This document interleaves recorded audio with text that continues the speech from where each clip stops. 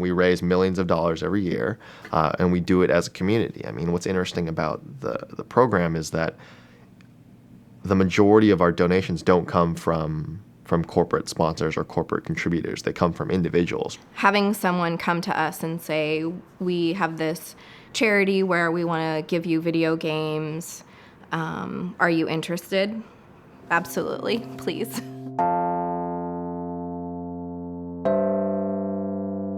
Child's Play is a charity that gets toys and games to sick kids.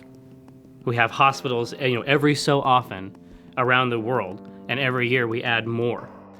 Honestly, every year it's grown. Every year it's grown by hundreds and thousands of dollars. And based on what we've seen so far this year, we've reached the $1 million mark weeks ahead of any time we've ever done it before.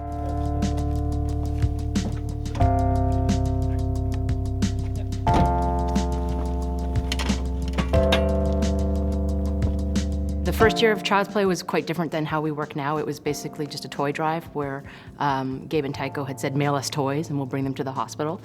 So it didn't really, not a whole lot of thought had gone into the logistics of it, and it was chaos because $250,000 worth of toys ended up in Gabe's garage.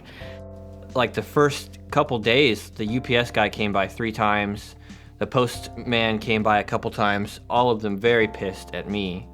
And my garage was full in like a couple days. I mean, literally every cubic inch of my garage from floor to ceiling, back to front was full. We knew that the community was really generous, but we didn't expect that much generosity all at once within 3 weeks. So it was pretty amazing. We didn't have any idea that any of this stuff was gonna happen. I think the only thing that we had is the audience. And we were in like everything, like PAX or any of this stuff, we were in a position where we had a lot of people behind us, and so we could direct them towards this initiative. Right. It's a combination of the idea and the enthusiastic audience. Right. Those two things together allow something like that to happen.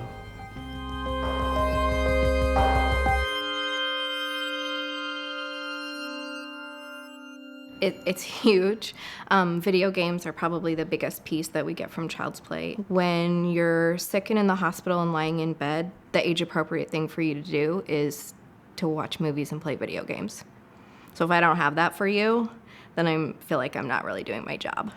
Especially in this economy, hospitals are fighting to get things that they really need, dialysis equipment and medical supplies and things like that. And unfortunately, toys becomes a bit lower on the priority in terms of how they have to spend the money that the foundation has.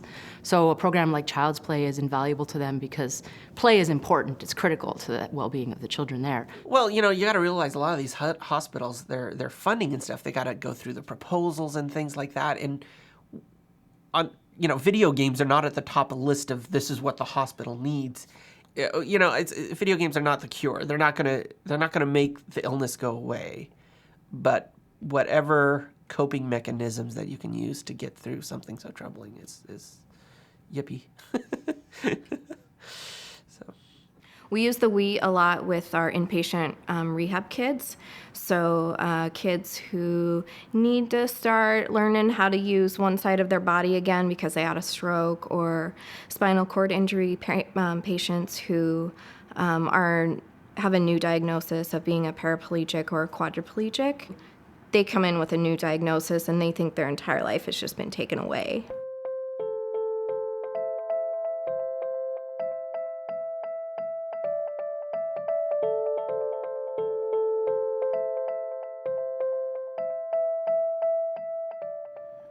I can think of a kiddo that we had. He was a teenager and he was a quadriplegic, and he was a very active guy, and he was having a hard time being in therapies because he felt like there was a lot of things he couldn't do. And so we said, well, you used to love the Wii, so let's go try it. And he said, well, I can't. So we, put the controller in and taped it into his hand, and he beat his best score that he'd had before he was injured. And so that is a great thing and a great motivator for him. To be able to give them something back that they can be successful at is a beautiful thing.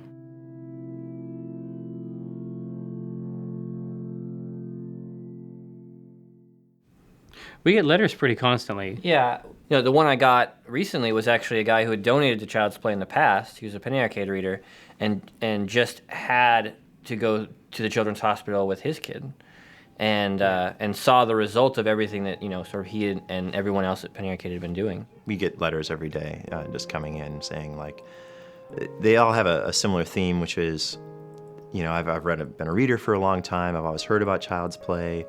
Maybe I would have given a little bit here and there, and then they go into the story. Either it's their brother or their son or daughter or whatnot who goes to a hospital. Terrible experience. And so they say, like, yeah, we went in, and while the kid was getting their shot or their dialysis or whatever it is, they were able to play a DS or do Mario Kart in co-op or something and take their mind off the horribleness of what's going on around them. You know what, I've actually experienced this personally with my daughter who was hospitalized when she was 6. When you're up at 3 in the morning and your kid needs to be awake because there's a nurse doing something to her, having that DS in her hands is really, really, it's just worth everything at that moment. And that's what parents tell us, and I know that firsthand as well. You guys didn't have kids when Child's Play started out. No, that's true. And how much has your perception of it changed since you have your own kids now? 100%, it's changed.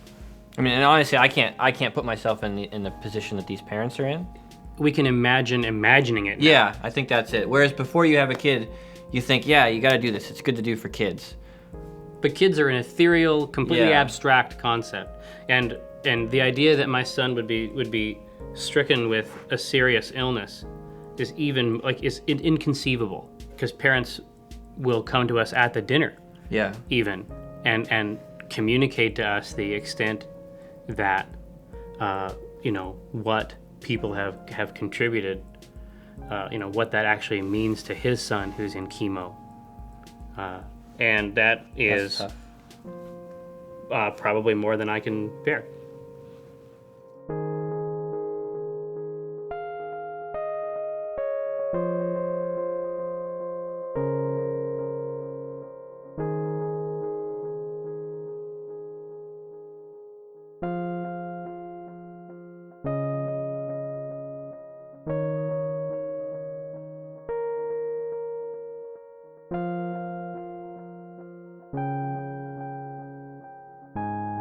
I'd like to introduce our illustrious auctioneers, Gabe and Tycho, Mike Rahulik, and Jerry Holkins of Penny Arcade.